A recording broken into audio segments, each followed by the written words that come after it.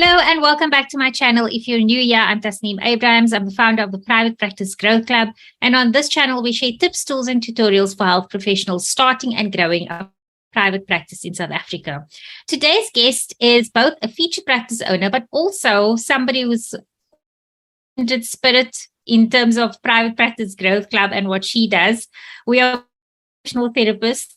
She's based in Cape Town. I'm from Cape Town. We're both mental health occupational therapists. And not only is Karlien a mental health occupational therapist in private practice, but she also has a business called Thriving Therapists, which aims to help therapists in the mental health space start and grow their private practices. So can you see there's quite a lot of alignment there? So it's really exciting. I'm really excited to have her here. Thank you so much, Karlien, for joining me today. Thanks, Tasneem. It's so lovely to be here. I'm so looking forward to this conversation. So let's start off with you telling us a little bit about your background. Who are you? How did you get into mental health OT? And how did you Thriving Therapist? Yeah, sure.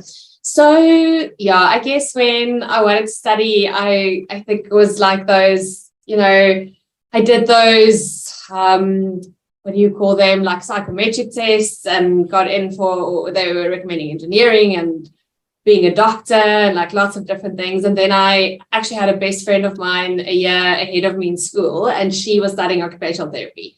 And then I went with her to one of her classes at the University of Pretoria, and I just was so interested. I think we were doing baby development or something. And I applied and I got into OT, and then I decided, cool. I mean, I'm very kind of action focused. So whatever is the easiest decision for me to make is often the one I'll go with. And from there, I think I just fell in love with all the mental health side of things. So I'd always thought that if I studied, I would be a peds OT. I thought I'd work with children. I think we all go into OT thinking we're going to be a peds OT. Exactly. But yeah, I think from the first mental health prac or the first mental health lecture, I just absolutely loved that. So I've never done anything else except in my comm serve. I was working at a primary hospital. So then obviously you have to rotate through the wards. But other than that, I've just always worked in mental health and always loved it, and don't ever see myself doing anything else ever again. So when did you then start your own practice? So I started my own practice in 2016. So I was working at a private psychiatric clinic in Cape Town, I think at that stage for about 4 or 5 years. And I decided that, from there, kind of, where do you grow to? So you either have to start your own thing, or that's kind of the ceiling. I've kind of reached a ceiling there. So I just started my own mental health practice, and I had a good relationship with a lot of the psychiatrists and psychologists and referral sources and the OTs that I was leaving behind at the clinic. And they started referring to me, and from there just found my niche. And now I love working with clients with eating disorders. I run eating disorder outpatient programs and group programs, and see lots of individual clients, and then mood disorders and anxiety disorders. So obviously, even within mental health, there are various different areas that you can work in, but those are the ones that I really feel passionate about and that I love working with. I love hearing that. And also because I think, as you would know, it's not very common in occupational therapy, private practice, to be in mental health unless you are in hospital based. So I'm interested to hear how you found that experience and what were some of the biggest challenges when you decided to go into private practice, because there are many OT practices who are in pediatrics, in physical rehab, those kinds of things. But in mental health, it's not that common for private practice. So what were some of the biggest challenges? And then also in terms of what you offer in an outpatient setting, also, how did you kind of mold that, or how did that evolve from the beginning to what it is now? I think it was less of having a clear idea of where I was going, and more of just that I knew I couldn't stay where I was forever. And I wasn't happy working at a clinic, doing the same thing, running the same group program over and over again. And I knew occupational therapy had more to offer. And I remember I was kind of brainstorming, and I was at some projective technique workshop one day, and I was talking about I wanted to open my own private practice. And another OT was working at a clinic said, mental health OTs can't really do that. Only peds OTs or, hands OTs or whatever can do that. And I just did it because I just felt like I had to try something. So in the beginning, I guess it was more just figuring things out one thing at a time. So connecting, collaborating with the right people, building a relationship with the right people, and then eventually more kind of refining my marketing and my niche and so on. But I think what really kind of made people keep on referring to me is just offering good therapy. I think sometimes we struggle to find the exact right words to describe what we're doing. But if we just offer therapy that works, word of mouth spreads and people go, oh, you know what? I saw Karlien and that really helped, I don't know, X, Y, and Z. And then they refer to you. So I think especially in mental health as well, it's very rare that you're going to like Google a therapist. It's often word of mouth and you trust maybe a referral source or a friend or something like that. So yeah, I think the best tip is to just offer really good therapy and then people will come. Yeah, and I love what you say about, because people it's difficult to explain what we do. So you show what we do, because I think that's probably part of the reason why there's this misconception that OTs can't open mental health private practices, because and a lot of that has got to do with the poor advocacy of our profession within the mental health space. Everybody, people generally, if they have heard of OT, they think of OTs either as a hand therapist or as a pediatric therapist, because that would, like I'm talking about lay people, that would be their perspective or their frame of reference is that somebody they know or child or somebody has been to an OT, and it's usually for outpatient. Yeah. But mental health OTs are kind of hidden in the dungeons of the hospitals.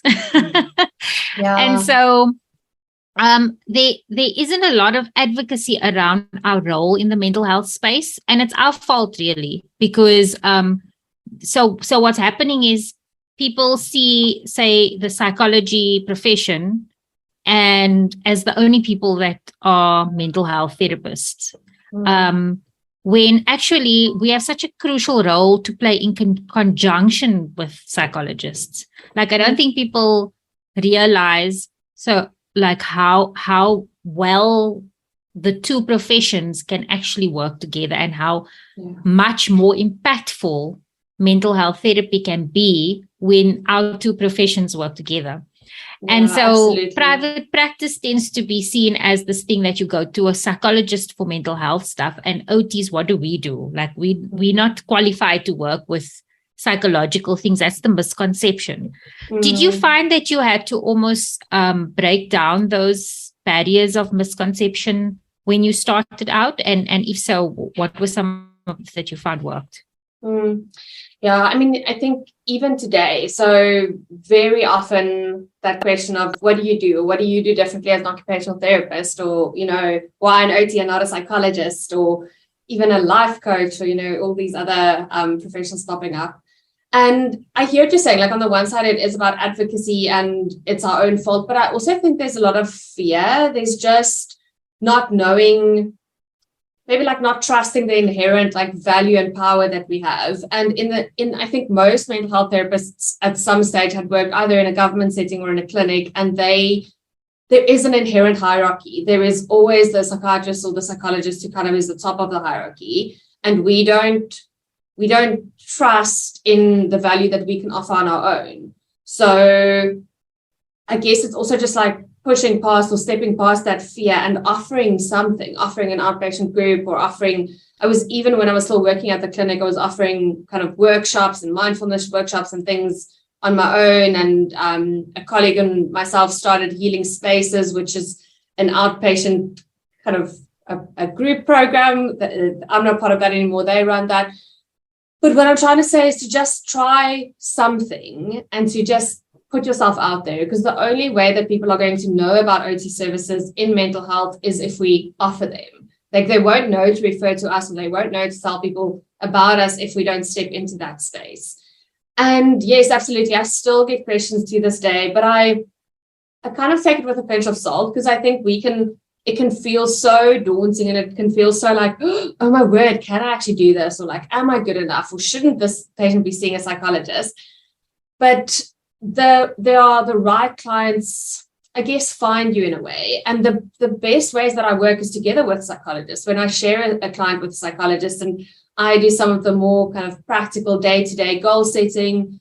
And I think what OT brings in mental health is really activity analysis, where a psychologist, I often find, has maybe one framework or one thing that they use, where we can really analyze the activity and the level of function of a client and go, okay, good. We all know maybe exercising is good for you, but what can that look like for you? If you're at this level of functioning, what is the next right step? What is the right action for you? That Vona Latoy model of creative ability. And that very often in conjunction with the psychologist who does maybe a bit of the deeper work, and I do some of the practical work, those clients do really well. But then also sometimes I do the counseling part, sometimes I do the psychoanalytic group part. I think we just have to step into our power because we can do all of this. And I think often are maybe more experienced because we all did community service somewhere. We all have seen psych clients, we all had psych blocks, and a lot of psychologists haven't worked with the same level of mental illness like schizophrenia and things like that we as OTs have. So it's in our own heads as well. I think it's the outside advocacy, but also just the inherent like self-sabotage of not stepping into that space. And I'm glad you brought up some of the modalities like counseling, psychoanalytic work, because I think that is also something that people aren't aware of outside of profession, that within our profession, we are actually taught that counseling is part of our profession. We're not counselors, but counseling is something that's in our toolkit. Similarly to, we do in our course, we are exposed to a bit of art therapy, a bit of music therapy, and we actually have to know all of the psychological tools because we don't use it. CBT, absolutely. And the difference is that we don't use it as our primary methodology. We use it as tools, and we need to be aware of it because most likely the patients are exposed to or experiencing that kind of therapy. So we need to know how to incorporate it into our practices. I'm glad you brought that up. But I also wanted to say, what you said about you need to be really clear on the type of patients, and differentiating yourself is one of the key things in terms of marketing your practice. So we're going to get into the next part of the discussion around Thriving Therapists and how you started that. But maybe just talk a little bit about that, about how important is it when you are starting your practice to really get clear on what your value is, what your differentiating factor is, and what type of clients it is that you actually want to see that is the right clients for you. Yeah, I think that's something you in Private Practice Growth Club and me in Thriving Therapist, we hammer on that it's important to know who your niche is. And as you say, like all of those different things, your value offering, the value of the client, the value that they're going to get from you. And I think it's so important to market that, name that, and verbalize that, because if you're for everyone, then you're for no one. So if I say, which I used to do right at the beginning, was I can see any mental health client. I can, but no one's going to come to you because you can see any mental health client. If I say I see adolescents with anxiety disorders and I really help them to navigate exams, then if a GP or a psychologist or a psychiatrist is sitting with that client in front of them, they know exactly who to refer to. They're going to think like, Karlien. And it's so interesting, even in, I took on another therapist to work for me earlier this year. And in the beginning, we just kind of said, she'll take on any referrals. And then I sent out one email that said she focuses a lot on young adults with ADHD. And suddenly she got so many referrals. And it's exactly that. It's just, if they must think your name, they must think like, Karlien sees this client, Tasneem sees that client. And then the value offering from that. Yeah. So I totally agree. And I think the fear is that if you say, I work with let's say young adults with ADHD, then it means people are not going to refer refer to you, and there's not enough of that type of patient. But the reality is actually, like, when you say that you work with young adults with ADHD, I've had a lot of people say, oh, do you also work with people with anxiety? Exactly. Because it's more that the trigger words that they hear, oh, you work with that type of patients, but I also know, like, people that have, and then because they associate what you're saying you're working with the broader niche, which is like mental health.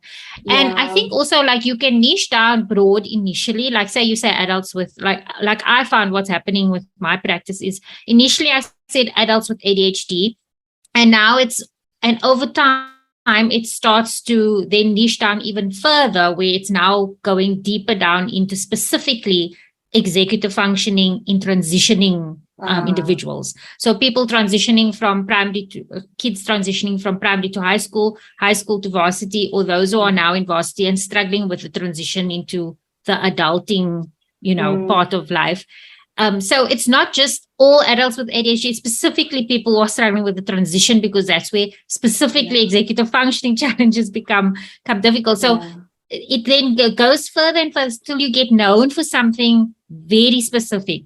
And what ends up happening is that even though and it's not to say, I think that if you say you're working with, say, adults with anxiety, it's not to say that if somebody with depression comes, you're going to turn them away. Yeah, it just means that you are more clearly able to articulate your offering, and people remember you easier if there's a specific trigger word that they can attach to your name. Yeah, and I think that's where the effectiveness comes in. Yeah, I think exactly what you're saying.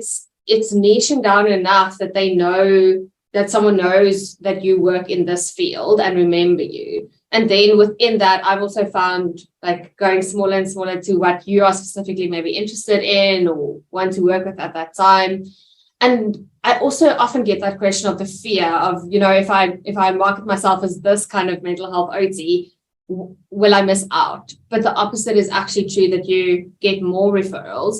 And still to this day, I get referrals for things that I actually turn away just because I don't have time, even though I market myself as specifically seeing certain kinds of clients. And you often get the periphery around that, as you say, anxiety, and then they'll ask about depression, or they'll ask about, oh, my friend has sensory stuff, do you work with that, or whatever it is.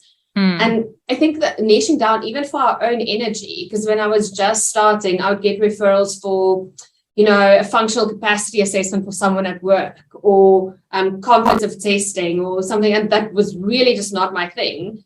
And I could do that, but the amount of time that I would use to prepare that, I'd rather see the clients that were in my niche. So it also gives us, like, channeling your energy into one thing instead of knowing little bits about everything.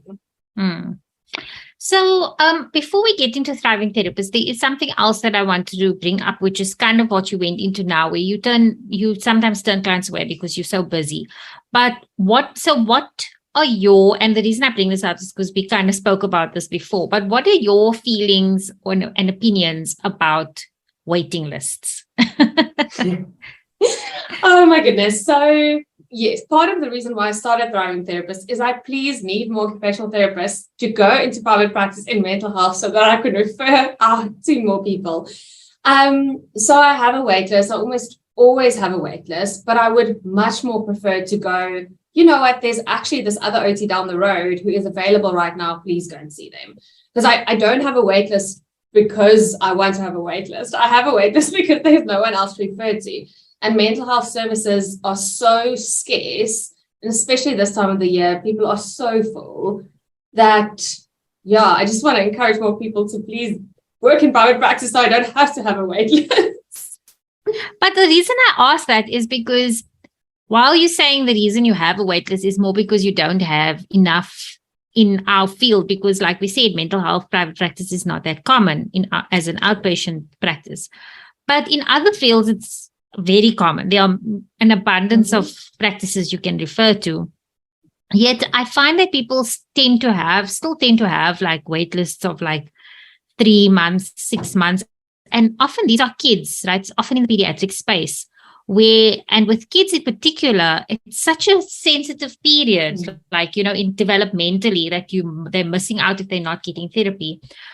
Yet I find that lots of therapists don't want to refer out, either because genuinely they don't know who, because you need to know who you're referring to. But there are therapists who know that of other practices who are perfectly capable, but they don't want to because they don't want to lose the business, right? And I know you and I share the same kind of strong feelings around this scarcity mindset and being so anti-competitive that you almost at the detriment to your clients are not referring out to perfectly capable other therapists.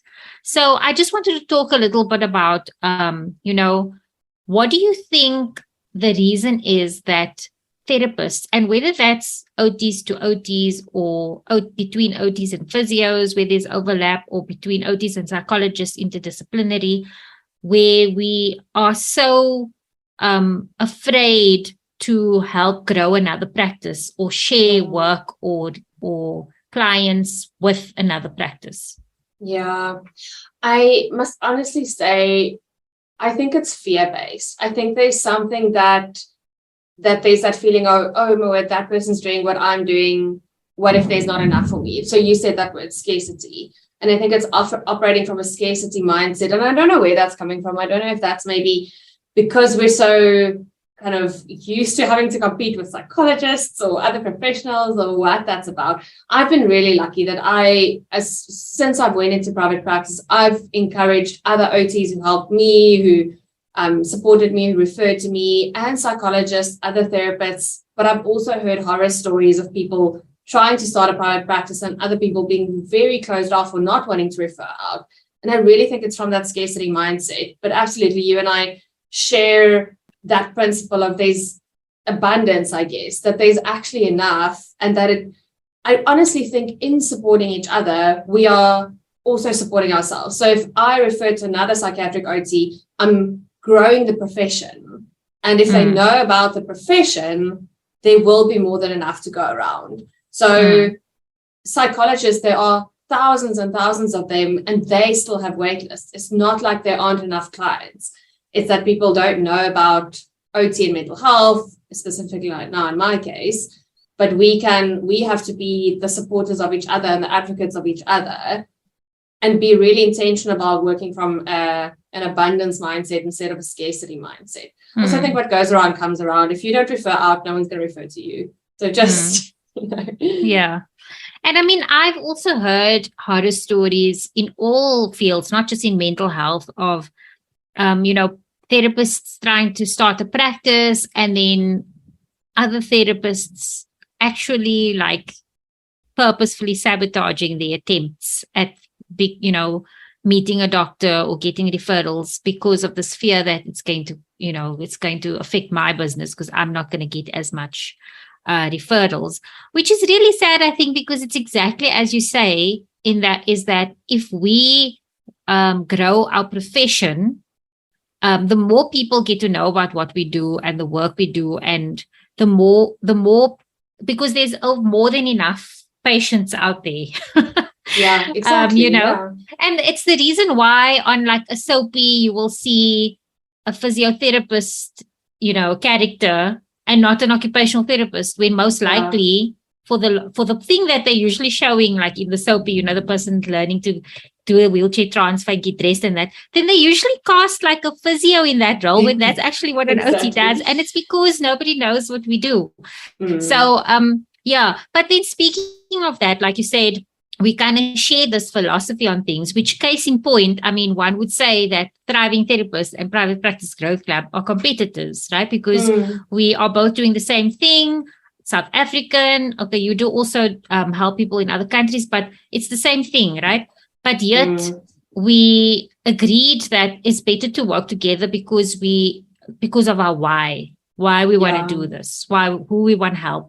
And also this thing of that somebody might be following Private Practice Growth Club and like all my content and all of that stuff, but I'm not maybe their cup of tea, and that's completely fine with me, because not everybody's my cup of tea either. You need to kind of connect with who you are seeking guidance from.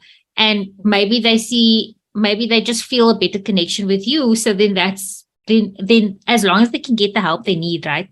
So tell me a little bit about Thriving Therapist. When did it start and why did you start it? Yeah, and I'll answer that question now. I just want to quickly add on to what you said now, that we aren't everyone's cup of tea, and we shouldn't be. I think even in therapy, you're never going to be everyone's therapist. That's just not possible. So yeah, referring on, and that someone may be, like, I might be a good therapist for them, or my colleague might be a good therapist for them. And it's okay. It's not, as you say, like everyone isn't our cup of tea. We aren't everyone's cup of tea. So I definitely, yeah, I think that's part of it. That's really important. And okay, so Thriving Therapist started in 2021. I think, yeah. So come out of lockdown, and it was a really busy time for mental health, but I was also feeling that I was getting lots of questions. So lots of OTs were asking me for coffee, or asking me, like, I want to start something on the side, or I want to start offering private services. How do you do that? And just realized that there was a space, because on the one hand, I was sitting with a wait list. I didn't have time to meet everyone for coffee and have a Zoom call with everyone that wanted to. And I really wanted them to be successful and to support them and be there for them and be able to refer out to them. So that's kind of where it started. And initially, I think I offered something else initially, and it kind of had morphed into Thriving Therapist. Oh, it had a different name. And at the moment, it's a 6 months coaching cohort that they start and they end together. And I take them through the basics of starting your own mental health private practice. That being said, from next year, I'm going to run it in a slightly different way, a bit more like a membership, because I think people are maybe at different phases and stages and want to start at different times. So watch the space. There's something coming there.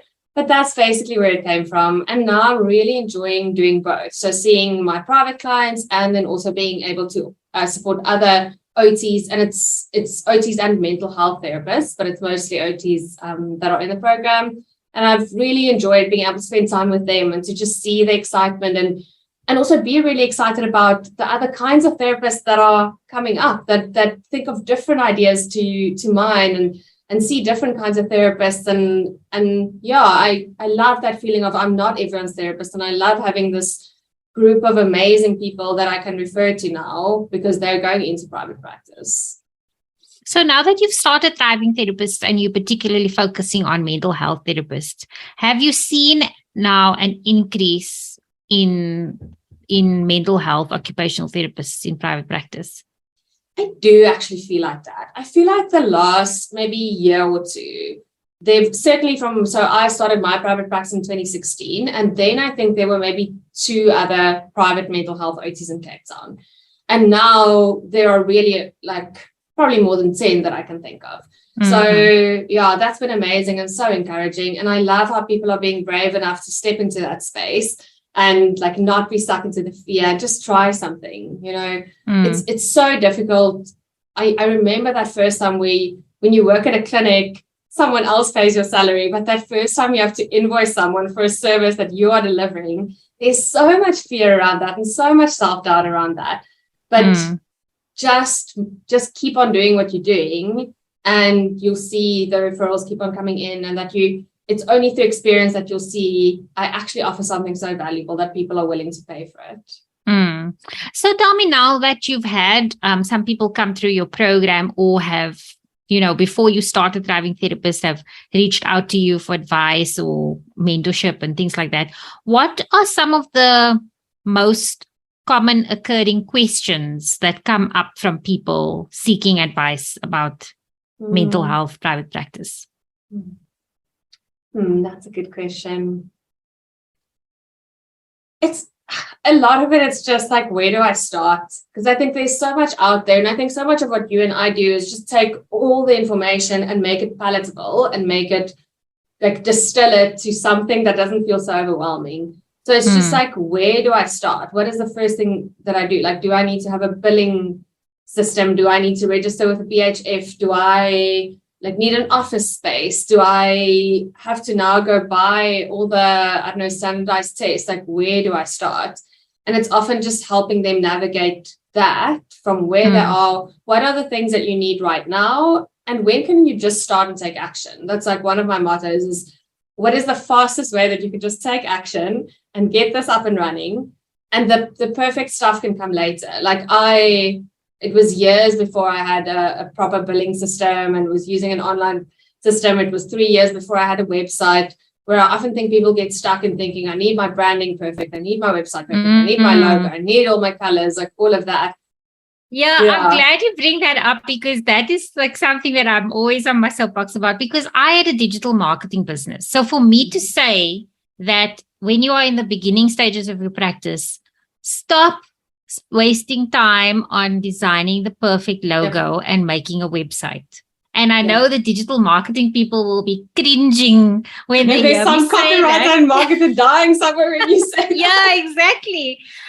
But the thing is, the reason why I say that, and is actually because it is the reason why people focus on those things, the branding and the website and that, it's actually very much a mindset thing, not so much a business decision that they're making. 100%. Because when you make a logo and you have a website, you feel very professional and official. So it does something to your mind. And if that is something that you need to do and you have got the money to like spend on these things, then more power to you. Go ahead and do it. But most people don't have the money to spend on it. And cash flow is like the lifeline of your business, right? So in the beginning, you have to choose what's really important. Yes. So, I mean, if you've got somebody like a partner, or you've got lots of savings and you're going to spend on the branding and you'll have money for like the next 3 to 6 months, then go for it. But if you don't have a lot of money, what can you spend on that is going to actually bring money in the short term? Yeah. And I think also the reason why people focus on like and spend so much time and energy on getting the perfect website and logo and things like that is because there's this attachment to that. It's almost like people forget that you can change your logo. I mean, F&B, the biggest brand, one of the biggest banking brands in South Africa, recently changed their logo. And there was a backlash about it, but they're going to live. Like, they're still going to be around. So we have to remember that you can start with a simple signature logo, or make something in Canva, or just have somebody do a cheapie on Fiverr to start off with, or just use your name in text, like use like literally a text logo to start off with. And as you grow and your brand evolves, and when you have the capital to spend on something more professional, then rather get it professionally done, and then you can change your logo. Nothing is going to happen. You're not going to lose clients if you change your logo. Absolutely. So, I think you're actually going to lose out on clients in the time that you're not starting your business and going back and forth on a logo instead of just starting. And I can build my own website. I can build a website in a day. I can build my website. But I don't even have a website, because that's not what's going to bring me clients right now. I am at the stage now where I need to actually have a website. So now I have to plan that process out, because I don't also want to just put anything together. It needs to be strategic, needs to be aligned with my brand. But to do that thing properly, you need to spend a lot of time and mental energy in crafting the correct brand, which you don't have time to do in the beginning, because in the beginning, you just need to get clients through the door and start billing and making money and like settling into this habit of being a business owner. Yeah, I think even if we talk about niching down, that you're going to start seeing clients and then figure out where do you want to niche down. And then you have to change your whole website. You have to change your copy. You have to change your services. So I'm 100% agree with you. I don't think that's priority. And that's not, especially therapeutic services. The main place people find us isn't on Google. So it's not going to be about having a website or not. It's about building the right relationships and getting clients through the door. And I'm kind of where you are now. My coaching business doesn't have a website yet. So that's one of the next steps. But if I built that website in 2021 where I started, I would have had to redo it 3 times. So I mean, even Private Practice Growth Club didn't have a website for the first 6 months to a year. I started with a Facebook group, which grew. And then when I saw the need, I then had a website. And I think that one thing people can do, which costs you nothing and takes you literally like 20 minutes to do, is set up a Google My Business page, which can be your website. and then exactly. if you want to direct people to somewhere, I use a scheduler called Bookem, which I use that as my website because all they need is on there. Where to book, how to book, all that information is on there.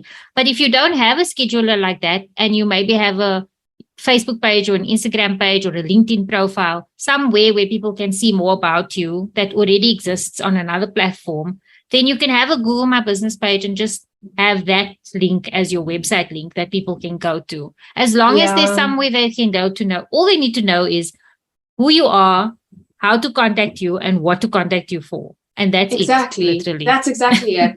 And I think we're actually so lucky, kind of our generation, where we have these technology tools that can make those things a bit easier. Like you mentioned Canva, you can do a free Canva logo that can last you the first 5 years of your business before you need to pay someone.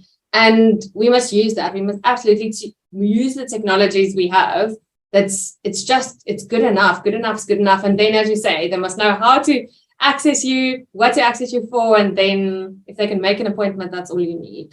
Yeah, but occupational therapists are not the just good enough types, right? Exactly. Especially OTs. I think OTs are chronic perfectionists. So that's we are getting in our own way. Because you were also saying earlier, it's about the time that it takes to build a website. But I think the psychological and the mindset part that you touched on is, if I procrastinate by doing a website, I don't actually have to take that step. I can feel like I'm doing something, but I'm not actually taking that step of seeing my first client. So it's a nice way to convince ourselves we're doing something, but we're actually not taking the steps we need to take. So a lot of, I think, starting your own business is mindset stuff. The practical stuff, you can often, the 1, 2, 3 is out there, but getting past your mindset and having a community like what we offer to do it in is so helpful. Someone can just remind you of that as well. So have you had anybody that has come through your program who has had really big breakthroughs, especially when it comes to the mindset and getting over that hurdle of just doing the things that actually need to be done? I have actually such a great example of that. So we've been working on on marketing, in terms of marketing is building relationship. And there's one OT in my cohort who had set up a meeting at a practice of 15 GPs. And she had wanted to plan this, exactly what you're saying. OTs are perfectionists, this perfect activity and this wonderful thing with all the sensory stuff and the this and the that, and stand out and do it so perfectly. And she was talking on our community group and we were helping her think of activities. And then she actually got sick the weekend before. And she felt like she actually just wanted to cancel and reschedule. But the only time that she could meet with that practice again would have been February next year. So we convinced her to go and to take the action, even though it wasn't perfect. And she actually went and she actually did an amazing job. I think she connected so well. She had a good enough activity there. And that means that she can now really get referrals instead of having to wait until February next year. And that extra, 10% that she would have put into planning wouldn't have necessarily made that big of a difference. So it's just taking that action that I think gets you that amazing results. And I can't wait to see. So this was just Wednesday, but I'm sure she's going to get lots of referrals from that. That's amazing. But also, I think what you mentioned there just speaks to the power of community, because you would know that being in private practice is very lonely, just like starting any business. If you're a solo entrepreneur, it's very lonely. And you might enjoy that freedom of doing whatever you want and practicing the way you want. But, you don't have that sense of community you do when you are working in a clinic or school or hospital 100%. And you have other therapists around you. To say, no, but that's a good idea. You should just go ahead and do it. So I think maybe speak a little bit about that, aside from you giving advice on starting a practice, where to start, how to begin, what is that other aspect of Thriving Therapist? That sense of community. What is the value there? And what do the people who are in your program then get out of being part of that? Yeah. So, I'm a big fan of group therapy, and I'm trying to recreate something of that in Thriving Therapist, where it's about all your Yalom's curative factors that are about hope and instilling hope and knowing you're not alone and universality and just someone going, I feel like that too, or that's happened to me too. And then inspiring each other and just like zooming out and getting out of your own head, because you can get so stuck. I mean, this happens to me every day, like so stuck in your own head, like this is the way to do it, or I'm not good enough, or I should like 100%, or that perfectionism bar that just keeps on shifting. Where if you have a community to just call you out on that, and especially in such a like the 6-month program, what has worked really well is knowing each other well. So you can say like, Tasneem, we know you always procrastinate on that. Just do it. Or you said 4 months ago you wanted to make that appointment. Just make that appointment and go speak to that psychiatrist. And that community, I mean, for me, one of the biggest things when I started my private practice was building that community with the people who are working in the same building as I did. And we had regular like supervision and coffee meetings and things like that. And that's what I'm wanting to build in Thriving Therapist for others. Because that community, I would say, is 50% of the magic. That you get that immediate looking at your patterns, that inspiration, that support, and then seeing someone else do it, that also, again, gives you a bit of confidence to then do it yourself. Yeah. And I mean, one is never immune to it, even if you know these things. And the minute is, and I think it's especially when you're starting something new, even though this is something that I talk about to others and about mindset and not procrastinating and like doing things, I still have that perfectionism sometimes that I have to keep in check. I mean, I'm going to be doing my first in-person event. I'm used to being online. I like the online setting, and like to pull the trigger on actually putting it out there that I'm going to have the event was like, I have my biz bestie on my WhatsApp that I will like talk about. And then I spoke to my husband about it and he gave me advice. And so it was really important to have that kind of people around you that can talk you through it and, speak you off the ledge to say, like you need to actually like, not run away from this and like face the fears and think to yourself, okay. And I think the best way to do that, instead of when you're asking yourself, what is it that you are afraid of? And then look at the thing that you're afraid of and ask, okay, so how can you mitigate against it to make that, if you fail, that it's something that you are okay with, Yeah. It's kind of like when they say, if you are how much, like when you want to invest, for example, in investing, they talk about how much are you okay with losing? Then invest that. Then that will help you overcome that fear, because then you're like, I'm scared I'm going to fail, but if I do, I'm okay with the result kind of thing. So, and that's what I had to then do. Like I wasn't going to do the event. I was like, no, I'm not ready because I need to get, I want to approach like sponsors, and I don't even have big enough following. I haven't done an event yet. It's not going to work out. Nobody's going to come. And maybe I make a loss, but I had to do the math to say, okay, if I make a loss on this event, how much money am I willing to lose, and see that as a marketing expense? Because obviously through the marketing event, that in itself is raising awareness. How much am I willing? And then actually plan the event in such a way that the loss that I could potentially make on it is something that I'm willing to lose. Then it makes it less scary. So it's like, if nobody come, or if only so many people come, I'm still okay. And that's, I think, also something people need to do when it comes to starting a practice. Yeah. And I'm so glad you're sharing a personal experience around that, because I think last week I also shared around something that an offer that I put out there that didn't work, and I didn't have enough people to sign up. And I don't want our audiences to look to me and you and go, oh my word, they have it all sorted out. They don't sit with us anymore. It's all fine for them. And it's not. Like, I offer therapy, but I'm always in my own therapy. I offer coaching. I'm always part of a coaching program as well. So it's both ways. We still need support with that. And in that way, we can support others, because, no one is an island. Yeah, absolutely.